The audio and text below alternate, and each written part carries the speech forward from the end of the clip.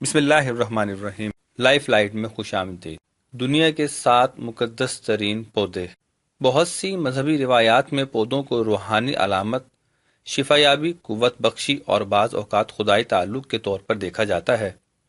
اس video میں ہم آپ کو اس بارے میں بتائیں گے کہ ان مقدس پودوں میں کیا خصوصیات ہیں، کیا یہ پودے لوگوں کی زندگی میں ماضی کی طرح آج بھی اہمیت کے حامل ہیں، ان کا احترام کون لوگ کرتے ہیں اور سب سے بڑھ کر کیوں کرتے ہیں۔ نمبر 1، کمل کا پھول۔ مشرقی روحانیت کا علم رکھنے والے جانتے ہیں کہ کمل کا پودا کئی معنی اور بیانیوں کی پرتیں ظاہر کرتا ہے۔ ہندوؤں کے لیے کمل کا خوبصورت پھول زندگی اور پیداوار، اور بدھوں کے نزدیک یہ پاکیزگی کی علامت ہے۔ کمل کا پودا کیچڑ میں اگتا ہے، اگرچہ اس کی جڑیں کیچڑ میں ہوتی ہیں، لیکن کمل کا پھول پانی کے اوپر تیرتا دکھائی دیتا ہے۔ ہندو مذہب میں کمل کی کہانی کچھ یوں ہے کہ کمل بھگوان وشنو کی ناف سے ابھرا اور اس پھول کے درمیان برہما بیٹھا ہوا تھا۔ کچھ کا خیال ہے کہ بھگوان کے ہاتھ اور پاؤں کمل جیسے ہیں اور اس کی آنکھیں کمل کی پتیوں کی طرح، اور اس کے چھونے کا احساس کمل کی کلیوں کی طرح نرم ہوتا ہے۔ نمبر 2، امر بیل۔ آج کل امر بیل کو عموماً کرسمس کے جادو سے منسلک کیا جاتا ہے، لیکن اس کو علامت سمجھنے کی تاریخ قدیم سیلٹک پیشواؤں کے دور سے تعلق رکھتی ہے۔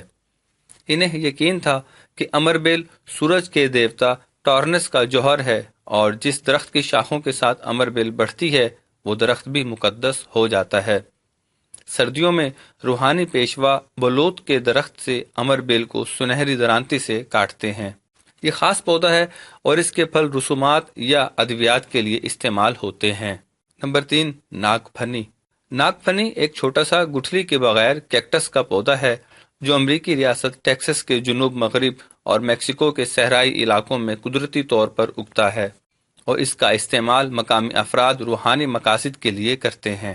میکسیکو کے انڈینز اور شمالی امریکہ کے مقامی قبائلیوں کا اعتقاد ہے کہ یہ مقدس پودا خدا کے ساتھ رابطے میں مددگار ثابت ہوتا ہے۔ اس کا استعمال دعائیہ تقریبات میں کیا جاتا ہے۔ روحانی طاقتوں کے لیے صرف مقامی قبائل ہی اس کا استعمال نہیں کرتے۔ 1950 کی دہائی سے فنکار، موسیقار اور مصنفین بھی اس کا استعمال کر رہے ہیں۔ نمبر 4، تلسی، اوسیمم ٹینیوفلورم۔ ہندو مذہب کے مطابق دیوی ورندا نے بھگوان کرشنا اور اس کے پیروکاروں کی خدمت کرتے ہوئے وندراون کی مقدس زمین کی حفاظت کی تھی۔ اگرچہ یہ دیوی انسانی شکل میں تھی، لیکن قدیم تحریروں کے مطابق کرشنا نے بذات خود انہیں تلسی کا پودا بننے کا کہا تھا، جس کی وجہ سے اب تلسی مقدس کہلاتی ہے۔ دنیا بھر میں لاکھوں کی تعداد میں ہندو اپنے گھروں اور مندروں میں تلسی کی پوجا کرتے ہیں۔ نمبر 5، سنوبر کا درخت۔ سنوبر کی ایک قسم سدا بہار درخت ہے جسے تولید اور ابدی زندگی کی علامت سمجھا جاتا ہے۔ اس کی وجہ یہ ہے کہ اس درخت کی شاخیں جھک کر دوبارہ زمین میں داخل ہو جاتی ہیں اور ان سے نئے تنے جنم لیتے ہیں۔ اس کے علاوہ پرانے درخت کے کھوکھلے تنے سے بھی اگ سکتی ہے، اس لیے یہ تعجب کی بات نہیں کہ اسے تولید اور زرخیزی کی علامت قرار دیا جاتا ہے۔ نمبر 6، بھنگ۔ بھنگ راستہ فاری فرقے کے ماننے والوں کے نزدیک انتہائی اہمیت کی حامل ہے۔ ان کا ماننا ہے کہ بائبل میں جسے زندگی کا درخت کہا گیا ہے وہ بھنگ کا پودا ہے، اور اس کا استعمال مقدس ہے۔ وہ اس بارے میں بائبل سے کئی حوالے بھی پیش کرتے ہیں۔ راستہ فاریوں کے نزدیک بھنگ کا استعمال گفت و شنید کے لیے ضروری ہے، جس میں وہ راستہ فاری پہلو سے اپنے ارکان کے ساتھ زندگی پر بحث کرتے ہیں۔ اس پودے کو کئی دیگر نام بھی دیے جاتے ہیں جیسے بھنگ، گانجا، لیکن راستہ فاری اسے مقدس جڑی بوٹی یا حکمت کی بوٹی کہتے ہیں اور یقین رکھتے ہیں کہ اسے نوش کرنے سے حکمت و دانائی حاصل ہوتی ہے۔ اس کو سگریٹ یا چلم پائپ کے ذریعے پیا جاتا ہے اور اس سے قبل خصوصی دعا کی جاتی ہے۔ نمبر 7، تلسی، اوسیمم بیزیلیکم۔